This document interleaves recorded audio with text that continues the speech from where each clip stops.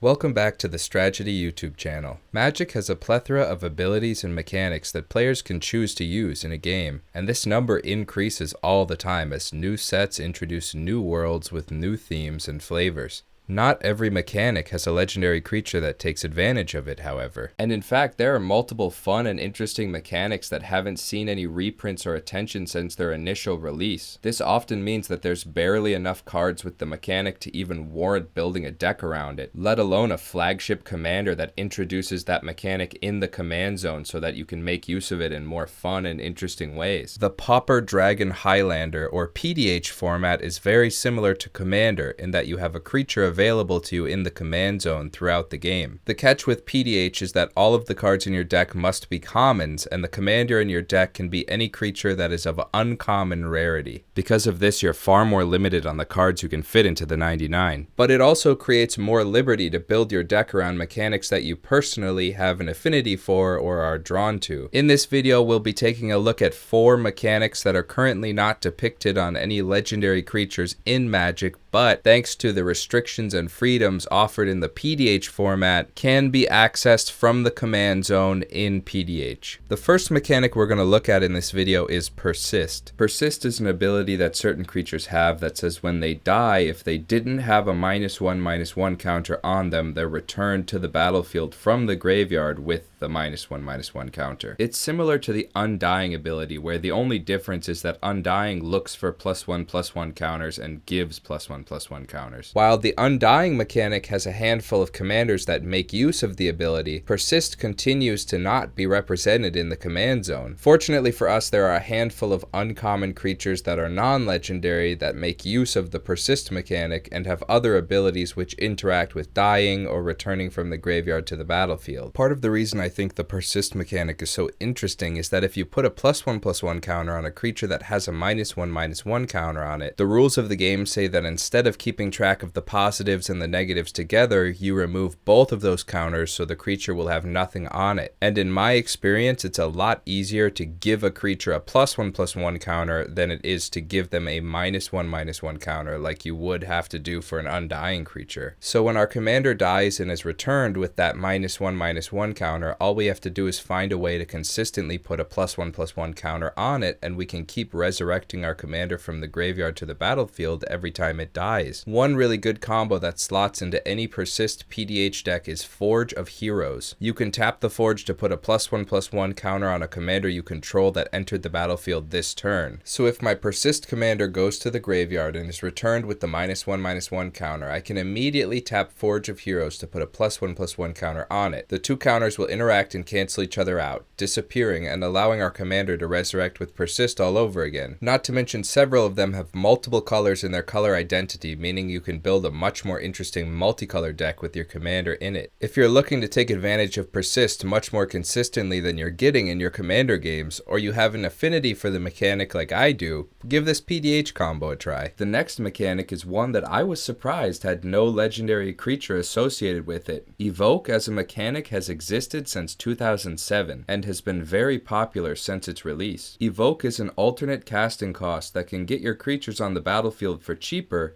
but the catch is that they get sacrificed as they enter the battlefield. Most creatures with Evoke have some kind of ETB or leaves the battlefield trigger so that you can make use of evoking the creature. They can function as a cheap spell without the body attached when you need, but can also be cast at their normal price if you need them on the field. So why would you want a commander with Evoke? It adds more versatility to your game plan and gives you access to your commander's enters or leaves the battlefield abilities quicker. It can also help you get around the mana tax somewhat. If you really need that ability and you don't have the mana to pay the full casting cost plus the commander tax, you can just pay the Evoke cost with the tax instead. You don't get to keep the creature around, but you still get that ETB or leaves the battlefield trigger that you needed. Not to mention, if you want to be doing some sort of graveyard recursion shenanigans, Evoke is a really easy way to get your commander into the graveyard. You don't even need a sack outlet because it already comes with one. So if you're a fan of the Evoke ability and just want to use it more, or if you enjoy flexibility with your commander and are sick of being locked out of the game by too high of a command tax, you should give these creatures a shot. The third mechanic on my list is Flip creatures. More specifically, I wanted to highlight flip creatures that start as non-legendary creatures and then flip into their powerful legendary legendary versions by meeting some sort of requirement. Something to address right away is that there are commanders that take advantage of the flip ability already legal in EDH. Those commanders flip into legendary enchantments. For this section though, like I said, I specifically wanted to point out the creatures that begin as non-legendary but then can flip to become their powerful legendary side when the criteria is met. If you're curious if you could use these creatures as commanders in a standard EDH deck, unfortunately the answer is no. The primary face of the card has to be legendary, or in this case the primary orientation has to be legendary. So unlike the other abilities referenced on this list that could have a commander someday but just haven't had a commander printed yet, these flip creatures who start as non-legendary but then become legendary have specifically been ruled to not be legal as commanders in the commander format. We can't just hope that one day it's going to be printed, because it's just not going to happen unless the rules of the game change. That being said, I think flip creatures are just design-wise very interesting to build around. They give you an additional hoop that you need to jump through beyond just casting them to take advantage of the legendary side, but once you do, especially in the PDH format where creatures are generally less powerful and have smaller bodies on the board, these commanders are going to be powerhouses. Plus, you're going to be one of the few people at the table who actually has a legendary creature as your commander. Keeping in mind, of course, that nowadays it seems like there are a lot more legendaries being printed at uncommon, and there are some that are popular in the format.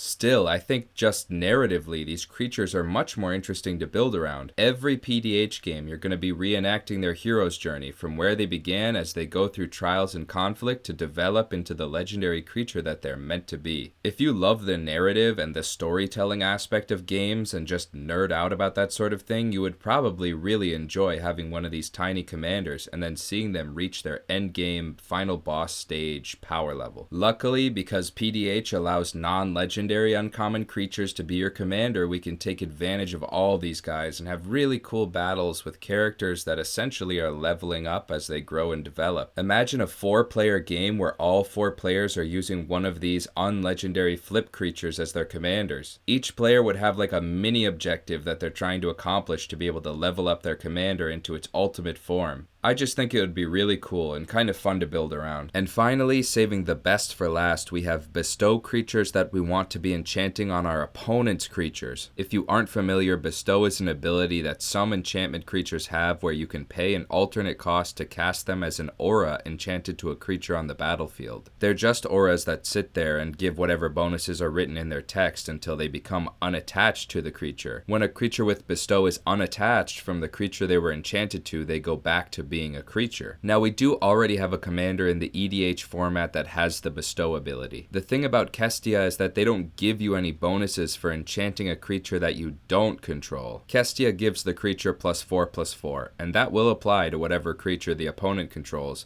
But that second ability says whenever an enchanted creature or enchantment creature you control attacks, draw a card. Imagine how much more interesting this commander would be if it said whenever the enchanted creature or an enchantment creature you control attacks, draw a card. You could bestow Kestia onto an opponent's creature that you know wants to be swinging out and give it that +4/+4, but in exchange you're always going to get a card draw. It would have opened the door for a lot more politics and interesting negotiations happening, and I think the current form of Kestia just doesn't allow that. There's barely any reason at all why you would ever bestow a creature you don't control with Kestia, and I think that's a really cool idea that I wish there was a commander for. Lucky for us, the PDH format allows for some serious levels of janky builds. There's a bestow creature for everything. You can build an aggro deck where you can permanently enchant a creature to shut off its ability to block. You can play control and use your commander as a way to prevent a creature from being able to attack for a couple turns. You can play a goad strategy and force creatures to attack or force creatures to block. You can even use your commander as a form of a removal or a source of card draw. Then, when the creature your opponents control that your commander is enchanted to leaves the battlefield, your commander becomes a creature again and goes back to your side of the battlefield. In that way, you don't have to suffer the most egregious downside of playing auras, which is that if the permanent they're enchanted to leaves, they go to the graveyard as well. You're going to get your commander back as soon as the creature it's attached to is dealt with. Really, the only downside to doing a debuff style bestow deck is that you have to play in monocolors, but with the flexibility that your commander allows you to have, you should still be able to throw something strong and consistent together with the one color that you're in. And yeah, that's going to be it.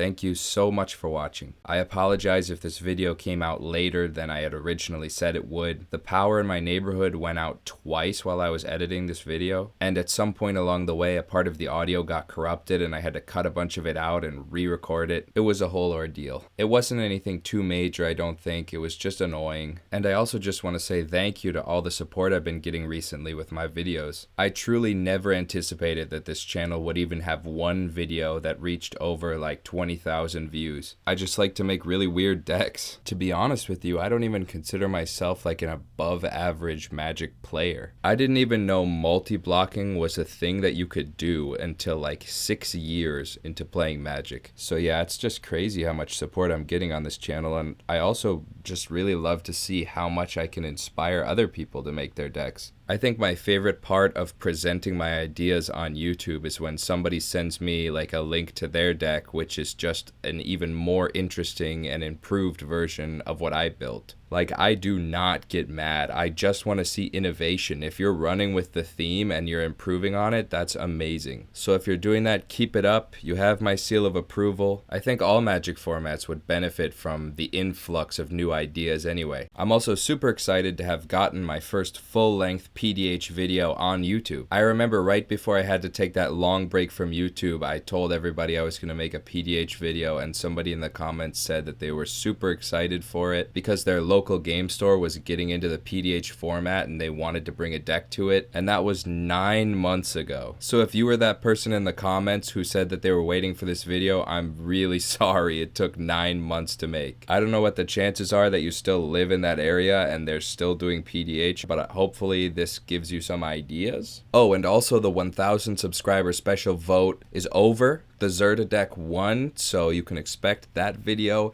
in February. Thank you again so much for watching.